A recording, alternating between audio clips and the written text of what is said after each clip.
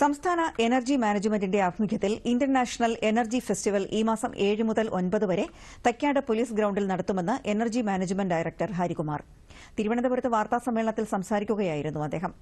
ഊർജ്ജ സംരക്ഷണ മേഖലയിൽ പ്രവർത്തിക്കുന്ന രാജ്യത്തെയും അന്താരാഷ്ട്രതല കമ്പനികളുടെയും ഉൽപ്പന്നങ്ങൾ പ്രദർശിപ്പിക്കും. പ്രവേശനം സൌജന്യമായിരിക്കുമെന്നും എനർജി മാനേജ്മെന്റ് ഡയറക്ടർ അറിയിച്ചു. കേരളത്തിലെ ഈ രാജ്യാന്തര ഊർജ്ജമേള കഴിഞ്ഞ വർഷവും ഇതേ ഫെബ്രുവരി 7-ാം തീയതി EMCയുടെ ഫൗണ്ടേഷൻ ഡേ ആണ്. രാജ്യത്ത് ആദ്യമായിട്ട് ഊർജ്ജ സംരക്ഷണത്തിന് വേണ്ടി ഒരു സംസ്ഥാന സർക്കാർ ഒരു ഏജൻസിയെ ചുമതലപ്പെടുത്തുന്നത് അല്ലെങ്കിൽ കൊണ്ടുവരുന്നത് എസ്റ്റാബ്ലിഷ് ചെയ്യുന്നത് കേരളത്തിലാണ് 1997 ഫെബ്രുവരി 7-ാം തീയതി. അതിന്റെ വച്ചിട്ട് ഫെബ്രുവരി 7-ാം തീയതി EMCയുടെ ഫൗണ്ടേഷൻ ഡേ ആയിട്ടാണ് ഈ പരിപാടി നടത്തുന്നത്.